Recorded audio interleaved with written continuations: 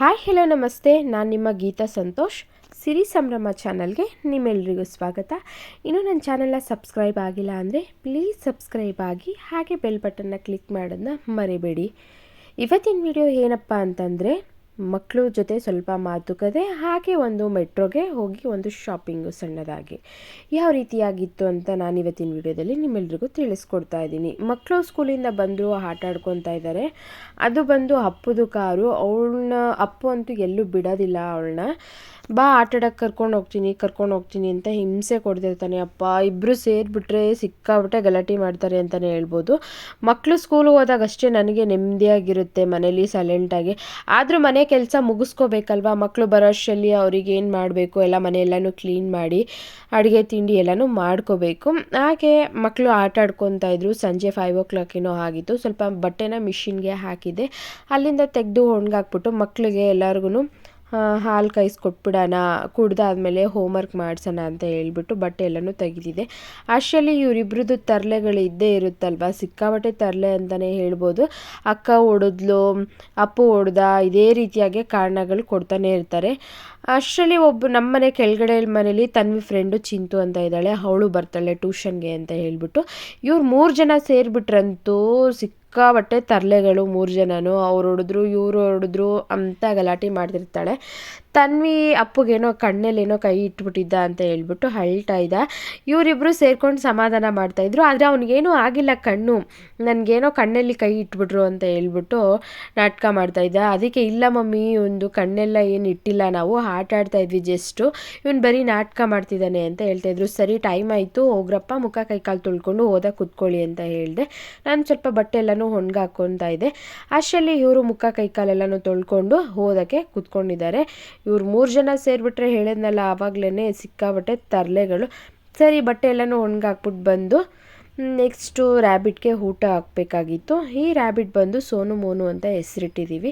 ಸ್ವಲ್ಪ ಕ್ಯಾರೆಟು ಒಂದು ವಾರದಿಂದ ಕಂಟಿನ್ಯೂಸ್ ಆಗಿ ಕ್ಯಾರೆಟೇ ಹಾಕ್ತಾಯಿದ್ದೀನಿ. ಅದಕ್ಕೂ ಸಹ ನಾವಿವಾಗ ಒಂದೇ ತಿಂಡಿ ಯಾವಾಗಲೂ ಒಂದೇ ಥರ ತಿನ್ನಬೇಕು ಅಂದರೆ ನಮಗೂ ಬೇಜಾರಾಗುತ್ತಲ್ವ. ನಾವು ಒಂದೇ ಥರ ತಿಂಡಿನ ತಿನ್ನಲ್ಲ. ನಾನು ಬೀನ್ಸ್ನ ತೊಗೊಂಡು ಬಂದಿದ್ದೆ ಇವತ್ತು. ನೋಡಿ, ಬೀನ್ಸ್ ಕಟ್ ಮಾಡ್ತಾ ಇದ್ದಂಗೆ ಒಂದು ಬೀನ್ಸ್ನ ತೊಗೊಂಡು ಒಳಗಡೆ ಹೋಗ್ಬಿಡ್ತು. ಸರಿ ಅದೆಲ್ಲನೂ ಅವ್ರಿಗೂ ಊಟ ಹಾಕ್ಬಿಡೋಣ. ಮಧ್ಯಾಹ್ನ ಹಾಕೋಕ್ಕಾಗಿಲ್ಲ, ಕ್ಯಾರೆಟ್ನ ಹಾಕಿದ್ದೆ, ತಿಂದೇ ಇಲ್ಲ. ಸ್ವಲ್ಪ ರ್ಯಾಬಿಟ್ ಫುಡ್ ಅಂತಲೂ ಇದೆ, ಅದು ಸ್ವಲ್ಪ ಒಂದು ಕಪ್ಪಲ್ಲೇ ಹಾಕಿಟ್ಟಿರ್ತೀವಿ, ಅದನ್ನು ಸ್ವಲ್ಪ ತಿಂದಿತ್ತು. ಈ ನಡುವೆ ಅಂತೂ ಕ್ಯಾರೆಟು ತಿಂತಾನೇ ಇಲ್ಲ. ಕ್ಯಾರೆಟ್ ರೈಟು ಸ್ವಲ್ಪ ಕಮ್ಮಿ ಇತ್ತು, kg 20 ರೂಪೀಸ್ ಏನೋ ಇತ್ತು ಅಂದ್ಬಿಟ್ಟು ನಾನು ಬೇರೆ 2 kgನ ತೊಗೊಂಡು ಬಂದುಬಿಟ್ಟಿದ್ದೆ.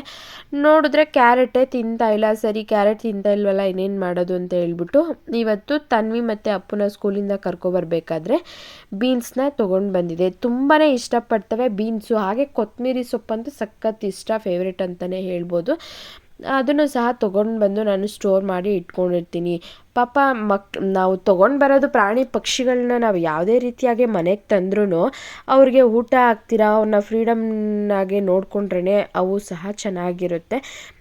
ಅಪ್ಪು ಅಂತೂ ನಮ್ಮ ಮನೇಲಿ ಸಿಕ್ಕಾಬಟ್ಟೆ ಹಿಂಸೆ ಕೊಡ್ತಾನೆ. ತನ್ವಿ ರ್ಯಾಬಿಟ್ ಬೇಕು ಅಂತ ಹಠ ಮಾಡಿದ್ದು, ಅವಳಿಗೋಸ್ಕರ ತಂದಿದ್ದು. ಮೊದಲೆಲ್ಲ ಏನೂ ಮುಟ್ತಾ ಇರಲಿಲ್ಲ, ಇವಾಗಂತೂ ತುಂಬಾ ಹಿಂಸೆ ಇಡ್ತಾರೆ ಅವರಿಗೆ.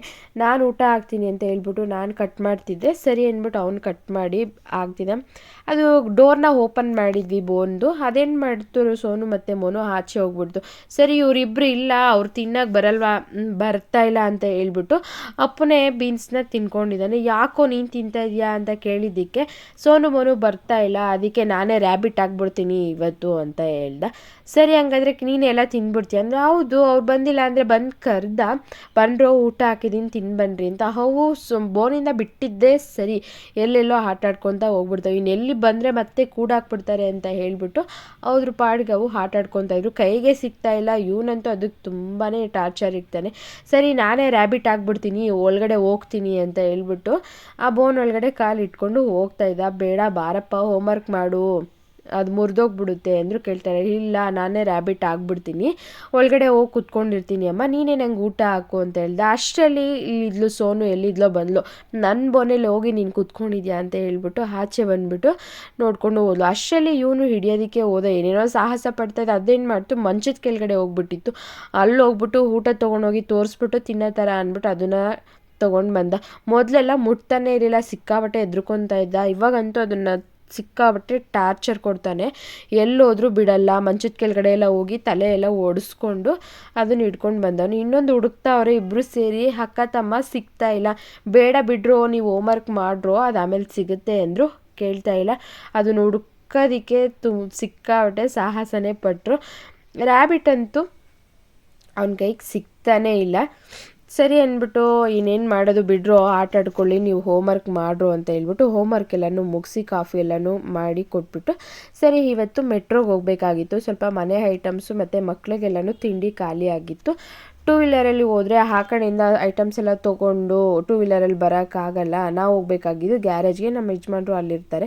ಸರಿ ಅಂದ್ಬಿಟ್ಟು ನಾವು ಈ ಕಡೆಯಿಂದ ಆಟೋಲ್ಲಿ ಬುಕ್ ಮಾಡಿಕೊಂಡು ಹೋಗ್ಬಿಟ್ವಿ. ಅಲ್ಲಿ ಸ್ವಲ್ಪ ಹೊತ್ತು ವೆಯ್ಟ್ ಮಾಡ್ತಾಯಿದ್ದೆ. ನಿನ್ನೆ ಸ್ಯಾಲ್ರಿ ಕೊಡೋದಿತ್ತು ಗ್ಯಾರೇಜಲ್ಲಿ, ಕಾರ್ ಗ್ಯಾರೇಜಲ್ಲಿ ಹುಡುಗರಿಗೆಲ್ಲನೂ ಸ್ಯಾಲ್ರಿ ಕೊಡೋದಿತ್ತು. ಅಲ್ಲಿಂದ ಸ್ಯಾಲ್ರಿ ಎಲ್ಲನೂ ಕೊಟ್ಬಿಟ್ಟು ಹುಡುಗರಿಗೆಲ್ಲ ಗ್ಯಾರೇಜ್ನ ಕ್ಲೋಸ್ ಮಾಡಿಕೊಂಡು ನಾವು 8:30ಗೇನೋ ಮೆಟ್ರೋ ಶಾಪಿಂಗ್ಗೆ ಅಂತ ಹೋದ್ವಿ.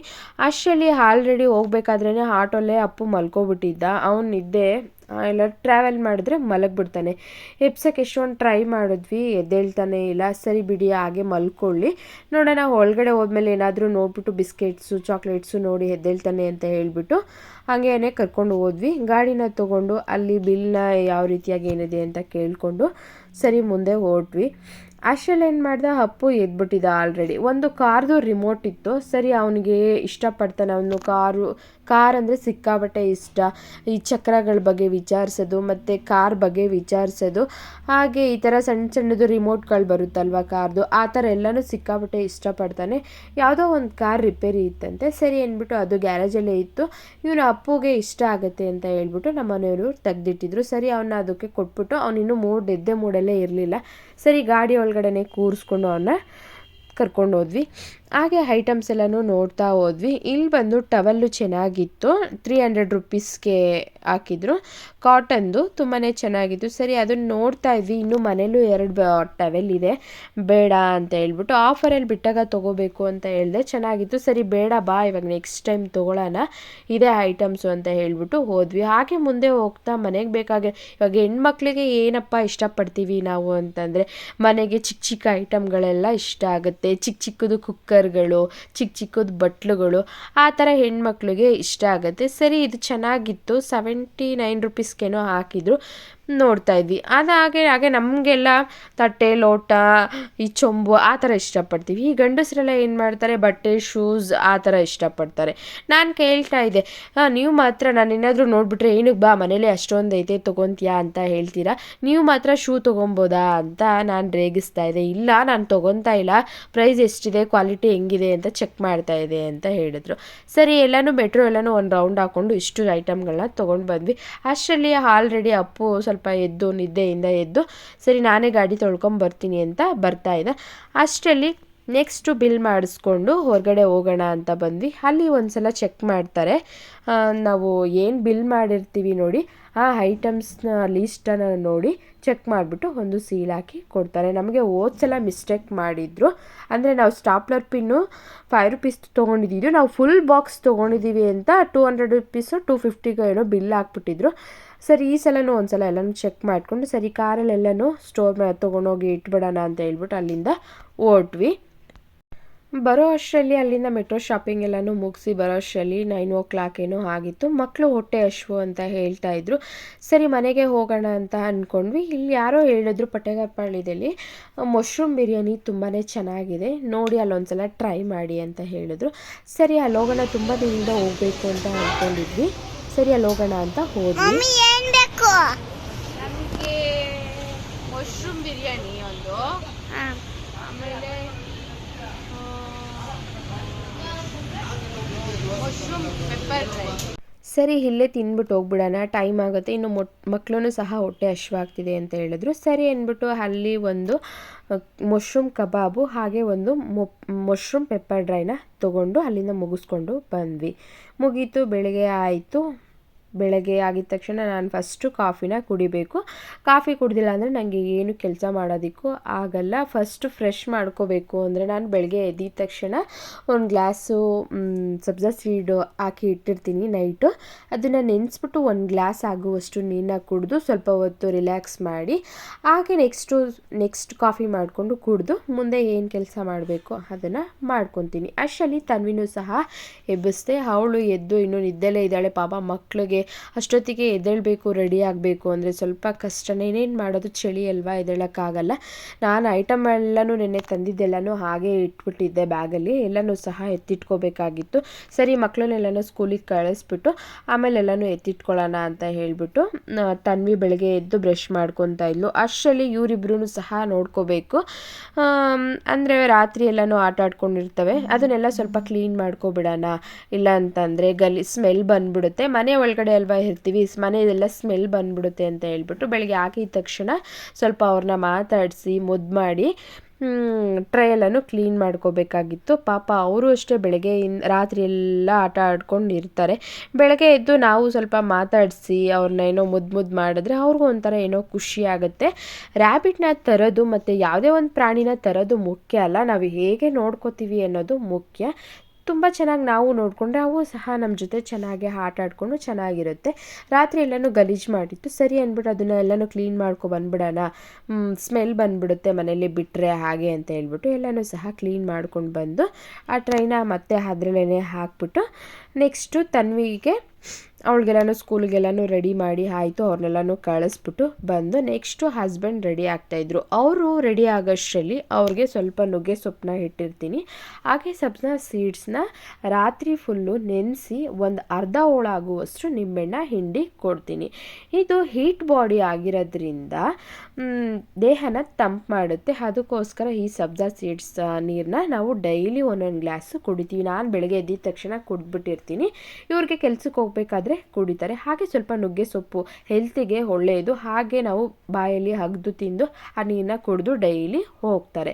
ನೆಕ್ಸ್ಟು ಅವ್ರನ್ನೂ ಸಹ ಕೆಲಸಕ್ಕೆ ಟೈಮ್ ಆಯಿತು, ರೆಡಿಯಾಗಿ ಹೋಗ್ತಿದ್ದಾರೆ ಅಂತ ಹೇಳ್ಬಿಟ್ಟು ಸರಿ ಅವ್ರನ್ನೂ ಕಳಿಸ್ಬಿಟ್ಟು ಬರೋಣ, ಎಲ್ಲರನ್ನೂ ಕಳಿಸ್ಬಿಟ್ಟು ಮನೆ ಕೆಲಸ ಮಾಡ್ಕೋಬೇಕು ಅಂದ್ಬಿಟ್ಟು ಸರಿ ಅವರು ಸಹ ಹೊರಟ್ರು. ಅಲ್ಲಿ ಕಾರ್ನ ತೆಗೆದ್ಬಿಟ್ಟು ಟೂ ವೀಲರ್ನ ಅಡ್ಡ ಹಾಕ್ತೀವಿ. ಏನಕ್ಕಪ್ಪ ಅಂತಂದರೆ ಈಗಿರೋ ಬೆಂಗಳೂರಲ್ಲಿ ಸಣ್ಣ ಪುಟ್ಟ ಜಾಗನೂ ಸಹ ಬಿಡಲ್ಲ, ನಮಗೆ ಕಾರ್ ನಿಲ್ಸೋಕ್ಕೆ ಜಾಗ ಇರಲ್ಲ ಅಂತ ಹೇಳ್ಬಿಟ್ಟು ಯಾರಾದರೂ ತಂದು ಹಾಕ್ಬಿಡ್ತಾರೆ ಅಂತ ಹೇಳ್ಬಿಟ್ಟು ಅಲ್ಲಿ ಟೂ ವೀಲರ್ನ ಒಂದು ವೇಸ್ಟ್ ಟೂ ವೀಲರ್ ಅದು ಅದನ್ನು ಅಡ್ಡ ಹಾಕ್ಬಿಟ್ಟು ಹೋಗ್ತೀವಿ. ಇಲ್ಲಾಂದರೆ ಯಾರಾದರೂ ಬಂದು ನಿಲ್ಸ್ಕೊಬಿಡ್ತಾರೆ. ನಾವು ಕಾರ್ ತಂದಾಗ ನಮಗೆ ಪಾರ್ಕಿಂಗ್ ಇರಲ್ಲ, ಅದಕ್ಕೋಸ್ಕರ ಅಲ್ಲಿ ಹಾಕ್ಬಿಟ್ಟು ಅವರು ಹೊರಟ್ರು. ಸರಿ ನಾನು ಸ್ವಲ್ಪ ಪಾಟನ್ನ ತೊಗೊಂಡಿದ್ದೆ, ಅದರಲ್ಲಿ ಮಣ್ಣು ಅರ್ಧ ಇತ್ತು, ಇನ್ನೂ ಸ್ವಲ್ಪ ಮಣ್ಣನ್ನ ಹಾಕಿ ಬೇರೆ ಗಿಡ ಯಾವುದಾದ್ರೂ ನೆಡೋಣ, ದಾಸವಾಳ ಗಿಡನೋ ಅಥವಾ ಗುಲಾಬಿ ಗಿಡನೋ ಹಾಕೋಣ ಅಂತ ಅಂದ್ಕೊಂಡಿದ್ದೆ.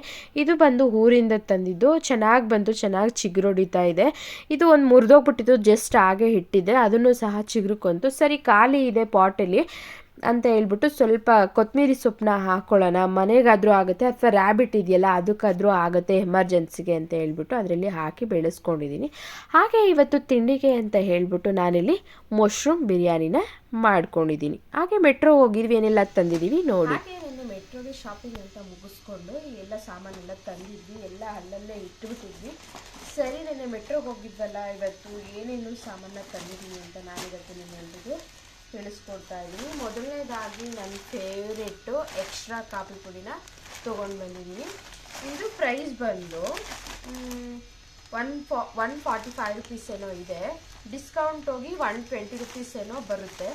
1 2 3 4 5 6 6 ರೋ ಏನೋ ಬರುತ್ತಿದ್ದು. ಚೆನ್ನಾಗಿದೆ, ತುಂಬಾ ಚೆನ್ನಾಗಿದೆ. 2 ರುಪೀಸ್ ಇದು ತುಂಬಾ ಚೆನ್ನಾಗಿದೆ ಕಾಫಿ ಪುಡಿ ಅಂತಲೇ ಹೇಳ್ಬೋದು. ಒಂದು ಪೀಸ್ ಬಂದು 2 ರುಪೀಸ್ ಏನೋ ಬೀಳುತ್ತೆ. ಅದರಲ್ಲಿ 2 ಕಪ್ ಕಾಫಿನ ನಾವು ಮಾಡ್ಕೋಬೋದು. ತುಂಬಾ ಚೆನ್ನಾಗಿದೆ, ನನಗಂತೂ ಇದು ಫೇವ್ರೆಟ್ ಅಂತಲೇ ಹೇಳ್ಬೋದು. ಮೊದಲೆಲ್ಲ ಬ್ರೂನ ಇಷ್ಟಪಡ್ತಾ ಇದ್ದೆ, ಯಾಕೋ ಇದು ಸ್ವಲ್ಪ ಒಂದಿನ ಹೋಗಿ ಟೇಸ್ಟ್ ಮಾಡಿದ್ಮೇಲೆ ಇದು ಟೇಸ್ಟ್ ಚೆನ್ನಾಗಿದೆ ಅಂತ ಅನ್ನಿಸ್ತು. ಅದಕ್ಕೋಸ್ಕರ ನಾನಿವಾಗ ಇದನ್ನು ಟೇಸ್ಟ್ ಮಾಡ್ತಾಯಿದ್ದೀನಿ. ಎಕ್ಸ್ಟ್ರಾ ಕಾಫಿ ಪುಡಿ ತುಂಬಾ ಚೆನ್ನಾಗಿದೆ ಅಂತಲೇ ಹೇಳ್ಬೋದು. ಹಾಗೆ ನೆಕ್ಸ್ಟು ಮಕ್ಕಳಿಗೆ ನೂಡಲ್ಸ್ ಬೇಕು, ನೂಡಲ್ಸು ಸಹ ತೊಗೊಂಡು ಬಂದಿದ್ದೀನಿ. ಅವಾಗವಾಗ ಏನಾದರೂ ತಿನ್ನೋಕ್ಕಿಲ್ಲ ಅಂತಂದರೆ ಮಕ್ಕಳು ಮನೇಲಿ ಸ್ನ್ಯಾಕ್ಸ್ ರೀತಿಯಾಗಿ ಸಂಜೆ ಟೈಮಲ್ಲಿ ಈವ್ನಿಂಗ್ ಟೈಮಲ್ಲಿ ಜಾಸ್ತಿ ಮ್ಯಾಗಿ ಎಲ್ಲ ಕೊಡಬಾರ್ದು ಮಕ್ಕಳಿಗೆಲ್ಲ. ಅದಕ್ಕೆ ಯಾವಾಗಲಾದರೂ ಟೇಸ್ಟಿಗೆ ಒಂದ್ಸಲ ಏನಾದರೂ ಕೇಳಿದ್ರೆ ಅಂತ ಇದನ್ನು ಕೊಡ್ತೀನಿ. ಹಾಗೆ ನೆಕ್ಸ್ಟು ಮಕ್ಕಳಿಗೆ ಚಾಕೂಸನ್ನ ತೊಗೊಂಡು ಬಂದ್ವಿ. ಅವ್ರಿಗೆ ಅಪ್ಪಗಂತೂ ಇರಲೇಬೇಕು ಚಾಕೂಸು, ಅದಕ್ಕೆ ಸರಿ ಅಂದ್ಬಿಟ್ಟು ಚಾಕೂಸು ಸಹ ತೊಗೊಂಡು ಬಂದು. ಹಾಗೆ ನೆಕ್ಸ್ಟ್ ಬಂದು ಪಾರ್ಲೇಜಿ ಬಿಸ್ಕೆಟು. ಇದು ಬಂದು 1 kg ಪ್ಯಾಕೆಟ್ ಏನೋ ಇರಬೇಕು. ಪ್ರೈಸ್ ಎಷ್ಟು ಅಂತ ಗೊತ್ತಿಲ್ಲ. ಇದರಲ್ಲಿ ಚಿಕ್ಕದು ಪ್ಯಾಕೆಟ್ ಇದೆ, 10 ಏನೋ ಬರುತ್ತೆ ಒಂದು ಪ್ಯಾಕೆಟಲ್ಲಿ. ಇದು ಅಪ್ಪಗೆ ತುಂಬಾ ಇಷ್ಟ. ಏನಿಲ್ಲ ಅಂತಂದರೂ ಪಾರ್ಲೇಜಿ ಬಿಸ್ಕೆಟ್ ಮಾತ್ರ ಇರಬೇಕು, ಅವನಿಗೆ ಇಷ್ಟ ಅಂದ್ಬಿಟ್ಟು ಅದನ್ನು ತೊಗೊಂಡ್ವಿ. ಹಾಗೆ ಇದೇ ಇರುತ್ತಲ್ವ ಮಕ್ಕಳಿಗೆ biscuit, cakes, Chacko brownie cake ಅಂತ. ಇದು ತುಂಬಾ ಚೆನ್ನಾಗಿದೆ. 1 ಪೀಸ್ ಬಂದು 10 ರೂಪೀಸ್ ಏನೋ ಬೀಳುತ್ತೆ. ಹಾಗೆ ತೊಗೊಂಡ್ರೆ ಇದರಲ್ಲಿ 6 ಪೀಸಸ್ ಇರುತ್ತೆ. ಇದ್ರ MRP ಬಂದು 70 ರೂಪೀಸ್ ಇರೋದು, ನಮಗೆ 60 ರೂಪೀಸ್ಗೆ ಮೈನಸ್ ಆಗಿ 60 ರೂಪೀಸ್ಗೆ ಇದು ಸಿಗುತ್ತೆ. ಹಾಗೆ ನೆಕ್ಸ್ಟು ಅವಲಕ್ಕಿನ ತೊಗೊಂಡ್ವಿ. ಹಾಗೆ ನೆಕ್ಸ್ಟು ಈ ಸಲ ನಾನು ಪಿಯರ್ ಸೋಪ್ನ ಯೂಸ್ ಮಾಡೋಣ ಅಂತ ಹೇಳ್ಬಿಟ್ಟು ಇದನ್ನು ತೊಗೊಂಡಿದ್ದೀನಿ. ಚೆನ್ನಾಗಿರುತ್ತೋ ಇಲ್ವೋ ಗೊತ್ತಿಲ್ಲ, ನನಗೆ ಯಾವ್ದು ಸೋಪ್ ಯೂಸ್ ಮಾಡಬೇಕಂತಲೇ ಗೊತ್ತಿಲ್ಲ. ಹೋದಾಗೆಲ್ಲ ಒಂದೊಂದು ಥರ ತೊಗೊಂಡು ಬರ್ತಾ ಇರ್ತೀನಿ. ನಮ್ಮನೆಯವರು ಅಂತಿರ್ತಾರೆ, ಏನು ಹೋದಾಗೆಲ್ಲ ಒಂದೊಂದು ಥರ ತೊಗೊತೀಯ, ಯಾವುದಾದ್ರೂ ಒಂದು ಯೂಸ್ ಮಾಡು ಅಂತ ಹೇಳ್ತಾರೆ. ಸರಿ ನೋಡೋಣ ಅಂತ ಹೇಳ್ಬಿಟ್ಟು ಇದನ್ನು ತೊಗೊಂಡಿದ್ದೀನಿ. ಇದ್ರ MRP ಬಂದು 89 ರೂಪೀಸು. ಎಷ್ಟು ಗ್ರಾಮ್ ಇದೆಯಪ್ಪ ಅಂತಂದರೆ 89 ರೂಪೀಸ್ ಇದ್ರ ಪ್ರೈಸ್ ಬಂದು. ನಮಗೆ ಡಿಸ್ಕೌಂಟ್ ಎಲ್ಲ ಹೋಗಿ 80 ರೂಪೀಸ್ಗೆ ಸಿಗುತ್ತೆ. 9 ರೂಪೀಸು ಮೈನಸ್ ಆಗುತ್ತೆ. 125 ಗ್ರಾಮ್ ಇರೋದು ಪಿಯರ್ ಸೋಪು, ಅದನ್ನು ಸಹ ಈ ಸಲ ಯೂಸ್ ಮಾಡೋಣ ಅಂತ ಹೇಳ್ಬಿಟ್ಟು ತೊಗೊಂಡು ಬಂದಿದ್ದೀನಿ. ಚೆನ್ನಾಗಿರುತ್ತೆ ಅಂತ ಅಂದ್ಕೊಂಡಿದ್ದೀನಿ. ಹಾಗೆ ಕೋಲ್ಗೇಟು ಪೇಸ್ಟು ಬೇಕೇ ಬೇಕಲ್ವಾ ಡೈಲಿ. ಹಾಗೆ ಸ್ವಲ್ಪ ಮಸಾಲ ನಟ್ಸ್ ಅಂತ ತೊಗೊಂಡಿದ್ದೀನಿ. ಅಂದರೆ ಇದು ಕಡಲೆಬೀಜದಿಂದ ಮಾಡಿರ್ತಾರಲ್ವ ಅದು ತೊಗೊಂಡ್ವಿ. ಹಾಗೆ ಮಕ್ಕಳಿಗೆ ಬಿಸ್ಕೆಟ್ಸು, ಕ್ರೀಮ್ ಬಿಸ್ಕೆಟ್ ಅಂತೂ ನಮ್ಮ ಮನೇಲಿ ಇದ್ದೇ ಇರುತ್ತೆ. ನಮಗೆಲ್ಲ ಕ್ರೀಮ್ ಬಿಸ್ಕೆಟೇ. ಎಷ್ಟೊಂದು ಐಟಮ್ಗಳನ್ನ ತೊಗೊಂಡಿದ್ದೀರೋ, ಇಷ್ಟೊಂದು ಮಕ್ಕಳಿಗೆಲ್ಲ ಕೊಡ್ಬೋದಾ ಅಂತ ನೀವು ಕೇಳ್ಬೋದು. ಅಂದರೆ ಇಷ್ಟೊಂದೆಲ್ಲ ನಾವು ಕೊಡಲ್ಲ, ಯಾವಾಗಲಾದರೂ ಬೇಕಂದಾಗ ಮಾತ್ರ ಒಂದೊಂದು ತೆಗೆದು ಕೊಡೋ ಥರ ಎಲ್ಲ ಎತ್ತಿಟ್ಬಿಡ್ತೀವಿ, ಒಂದೊಂದು ಮಾತ್ರ ಕೊಡೋ ಥರ ತೊಗೊಂಡಿದ್ವಿ. ಹಾಗೆ ಇದೊಂದು ಬಿಸ್ಕೆಟ್ನು ಸಹ ತೊಗೊಂಡ್ವಿ. ಆಮೇಲೆ ಇನ್ನೊಂದು ಕೇಕು, ಆಮೇಲೆ ಲೈಬಾಯ್ ಸೋಪು, ಹಾಗೆ ಬಿಸ್ಕೆಟು, ಹಾಗೆ ಮನೆಗೆ ಬೇಕಾಗಿರೋಂತಹ ಮಸಾಲ ಐಟಮ್ಸು. ಹಾಗೆ ತನ್ವಿಗೆ ಇದು ಇಷ್ಟಪಡ್ತಾಳೆ ಗ್ಲೂಕೋಸ್ ಪೌಡ್ರು. ಇದನ್ನು ಅವಳು ಹಾಗೇನೆ ನೀರಿಗೆ ಹಾಕೊಂಡು ಕುಡಿಬೇಕು ಅಂದರೆ ಕೇಳಲ್ಲ. ಇದು ಯಾವುದಪ್ಪ ಅಂದರೆ ಮ್ಯಾಂಗೋ ಫ್ಲೇವರು, ಚೆನ್ನಾಗಿದೆ. ಹೋದ ಸಲ ಆರೆಂಜ್ ಫ್ಲೇವರ್ನ ತೊಗೊಂಡಿದ್ವಿ, ಈ ಸಲ ಮ್ಯಾಂಗೋ ಫ್ಲೇವರ್ ಗ್ಲೂಕೋಸ್ನ ತೊಗೊಂಡಿದ್ದೆ. ಗ್ಲೂಕೋಸ್ ಡಿ ಇದು. ಅದನ್ನು ಹಾಗೆಯೇ ಸ್ಕೂಲಿಂದ ಬರ್ತಾಳಲ್ವ, ಸ್ವಲ್ಪ ಟಯರ್ಡ್ ಆಗಿರುತ್ತೆ, ಇದು ಸರಿ ತಿನ್ನಲಿ ಅಂತ ಹೇಳ್ಬಿಟ್ಟು ಸರಿ ಅಂದ್ಬಿಟ್ಟು ಅವಳನ್ನೇ ನೋಡಿ ಹುಡುಕಿ ತೊಗೊಂಡು ಬಂದಿದ್ದಾಳೆ. ಸರಿ ಅಂದ್ಬಿಟ್ಟು ಇದನ್ನು ತೊಗೊಂಡು ಬಂದಿದ್ದೀವಿ. ಹಾಗೆ ಇನ್ನೊಂದು ಬಂದು ಯಾವುದಪ್ಪ ಇದು ನೋಡಿ, ಇದು ಅಷ್ಟೇ ಕಡಲೆಬೀಜ, ಇದು ಅಷ್ಟೇ ತುಂಬಾ ಚೆನ್ನಾಗಿದೆ. ಇದು ಯಾವ ಫ್ಲೇವರ್ದು ಅಂತಂದರೆ ರಿಚ್ ಆ್ಯಂಡ್ ಟರ್ಮರಿಕ್ದು. ಇದು ಅಷ್ಟೇ ಚೆನ್ನಾಗಿದೆ, ಇದನ್ನು ತೊಗೊಂಡ್ವಿ. ಹಾಗೆ ಮಕ್ಕಳಿಗೆ ಚಿಕ್ಕದಾಗಿ ಕೇಕ್ಗಳು, ಹಾಗೆ ಇದು ಮಿಲ್ಕ್ ಇದು, ಮತ್ತು ಹಾಗೆ ಸ್ವಲ್ಪ ಚಿಕನ್ ಮಸಾಲ, ಆಮೇಲೆ ತೊಗೊಂಡಿದ್ದೀವಿ. ಇದು ನನ್ನ ಫೇವ್ರೇಟು, ಇದು ನಾನು ತೊಗೊಂಡೆ, ಚೆನ್ನಾಗಿದೆ ಅಂತ ಹೇಳ್ಬಿಟ್ಟು. ಹಾಗೆ ಮಕ್ಕಳಿಗೆ ಬಾಕ್ಸಿಗೆಲ್ಲ ಬೇಕು ಅಂತ ಹೇಳ್ಬಿಟ್ಟು 2 ಪ್ಯಾಕೆಟು ಏನು ತೊಗೊಂಡ್ವಿ, 2 ಪ್ಯಾಕೆಟು ಚಾಕೂಸನ್ನ ತೊಗೊಂಡು ಬಂದಿದ್ದೀವಿ. ಹಾಗೆ ದೀಪದ ಎಣ್ಣೆ ಮನೆಗೆ, ಹಾಗೆ ಇನ್ನು ಸಣ್ಣ ಪುಟ್ಟ ಐಟಮ್ಗಳನ್ನೆಲ್ಲನೂ ತೊಗೊಂಡು ಬಂದಿದ್ದೀವಿ. ಇದು ಬಂದು ಮೆಂತ್ಯ. ಏನಕ್ಕಪ್ಪ ಇಷ್ಟೊಂದು ತೊಗೊಂಡಿದ್ದೀವಿ ಅಂದರೆ ಇದರ MRP ಬಂದು 90 ರೂಪೀಸ್ ಇದೆ. ಡಿಸ್ಕೌಂಟ್ ಎಲ್ಲ ಹೋಗಿ 85 ಅಥವಾ 80 ಬರ್ಬೋದು ಅಂತ ಅಂದ್ಕೊತೀನಿ. ಇದೇನಕ್ಕಪ್ಪ ಇಷ್ಟೊಂದು ತೊಗೊಂಡಿದ್ದೀವಿ ಅಂದರೆ ಮನೇಲಿ ಇದನ್ನು ಪುಡಿ ಮಾಡಿ ಇಟ್ಕೊತೀವಿ. ಬೆಳಗ್ಗೆ ಡೈಲಿ ಒಂದೊಂದು ಸ್ಪೂನು ಮೆಂತ್ಯ ಪುಡಿನ ತೊಗೊಂಡು ನೀರು ಕುಡಿದ್ರೆ ಜೀರ್ಣಶಕ್ತಿ ಚೆನ್ನಾಗಾಗುತ್ತೆ, ಮತ್ತು ಹೆಲ್ತು ಅಷ್ಟೇ ತುಂಬಾ ಚೆನ್ನಾಗಿರುತ್ತೆ ಅಂತ ಹೇಳ್ಬಿಟ್ಟು ಆವಾಗಿಂದ ಮನೇಲಿ ಅಭ್ಯಾಸ ಆಗಿಬಿಟ್ಟಿದೆ. ನಮ್ಮ ಮನೆಯವ್ರಿಗೆ ಇದಂತೂ ಇರಲೇಬೇಕು. ಏನಿಲ್ಲ ಅಂತಂದರೂ ಮೆಂತ್ಯ ಪುಡಿ ಒಂದು ಬಾಕ್ಸಲ್ಲಿ ಪುಡಿ ಮಾಡಿ ಸ್ವಲ್ಪ ಬೆಚ್ಚಗೆ ಬಿಸಿ ಮಾಡ್ಕೊಳ್ಳಿ ಮೊದಲು. ಆಮೇಲೆ ನೆಕ್ಸ್ಟು ನೀಟಾಗಿ ನುಣ್ಣಗೆ ಪುಡಿ ಮಾಡಿಟ್ಕೊಂಡು ಒಂದು ಬಾಕ್ಸಲ್ಲಿ ಸ್ಟೋರ್ ಮಾಡಿಟ್ಕೊಂಡು ಪ್ರತಿದಿನ ಬೆಳಗ್ಗೆ 1 ಸ್ಪೂನು ಮೆಂತ್ಯ ಹಾಕ್ಕೊಂಡು ನೀರು ಕುಡಿಯೋದ್ರಿಂದ ಆರೋಗ್ಯ ಚೆನ್ನಾಗಿರುತ್ತೆ ಮತ್ತು ಜೀರ್ಣಶಕ್ತಿ ಚೆನ್ನಾಗಾಗುತ್ತೆ. ಅದಕ್ಕೋಸ್ಕರ ಇದನ್ನು ತಗೊತಾರೆ. ಹಾಗೆ ನೆಕ್ಸ್ಟು ಏನಪ್ಪ ಅಂತಂದರೆ ನನಗೆ ಸ್ವಲ್ಪ ಮನೆ ಐಟಮ್ಸ್ ಎಲ್ಲನೂ ಸ್ವಲ್ಪ ಬೇಕಾಗಿತ್ತು. ದಿನಸಿ ಐಟಮು, ಬೇಳೆ ಆಗಿರ್ಬೋದು, ಉದ್ದಿನ ಬೇಳೆ ಆಗಿರ್ಬೋದು, ಹಾಗೆ ಡ್ರೈ ಫ್ರೂಟ್ಸ್. ಖರ್ಜೂರ ಖಾಲಿ ಆಗಿತ್ತು, ಮಕ್ಕಳಿಗೆ ಹೆಲ್ತಿ ಆಗಿರುತ್ತೆ ಮತ್ತು ಸ್ನ್ಯಾಕ್ಸ್ ಬಾಕ್ಸಿಗೂ ಬೇಕು ಅಂತ ಹೇಳಿಬಿಟ್ಟು ಡ್ರೈ ಫ್ರೂಟ್ಸ್ನ ತೊಗೊಂಡ್ವಿ. ಹಾಗೆ ಬಿಸ್ಕೆಟ್, ಮಿಲ್ಕ್ ಬಿಕ್ಕಿಸು, ನನಗೆ ಈ ಬಿಸ್ಕೆಟ್ ತುಂಬ ಇಷ್ಟ, ಇದು ನಾನು ತೊಗೊಂಡೆ. ಹಾಗೆ ಪಾರ್ಲೆಜಿ ಬಿಸ್ಕೆಟ್ನೂ ಸಹ ತೊಗೊಂಡ್ವಿ. ಮತ್ತು ಕ್ರೀಮು, ಪಾನ್ಸ್. ನಾನು ಯಾವ ಕ್ರೀಮಪ್ಪ ಯೂಸ್ ಮಾಡೋದು ಅಂತಂದರೆ ಪಾನ್ಸ್ ಬ್ರೈಟ್ ಬ್ಯೂಟಿ ಕ್ರೀಮ್ನ ಯೂಸ್ ಮಾಡ್ತೀನಿ, ಚೆನ್ನಾಗಿರುತ್ತೆ. ಸರಿ ಅಂದ್ಬಿಟ್ಟು ಅದನ್ನು ತೊಗೊಂಡ್ವಿ. ನಾವು ಸಣ್ಣ ಪುಟ್ಟ ಐಟಮ್ಗಳನ್ನ ತೊಗೋಬೇಕು ಅಂತ ಹೋಗ್ತೀವಿ. ಅಲ್ಲೋದ್ರೆ ಏನು ಬೇಡಪ್ಪ, ಮಕ್ಕಳಿಗೆ ಏನು ಬೇಕೋ ಅಷ್ಟು ತೊಗೊಳ್ಳೋಣ ಅಂತ ಹೋಗ್ತೀವಿ. ಅಲ್ಲಿ ನೋಡ್ತಿದ್ದಂಗೆ ನಮಗೆ ಯಾವ್ಯಾವ್ದು ಏನೇನು ತೊಗೋಬೇಕೋ ಎಲ್ಲನೂ ತೊಗೊಬಿಡ್ತೀವಿ. ಇದು ಮಿಲ್ಕ್ ಮಿಸ್ಟ್, ಅದನ್ನು ಸಹ ತೊಗೊಂಡ್ವಿ. ಒಂದೊಂದು ಫ್ಲೇವರ್ಗಳು ಇದೆ. ಇದು ನಮ್ಮ ಮನೆಯವ್ರಿಗೆ ಇಷ್ಟ ಆಗುತ್ತೆ.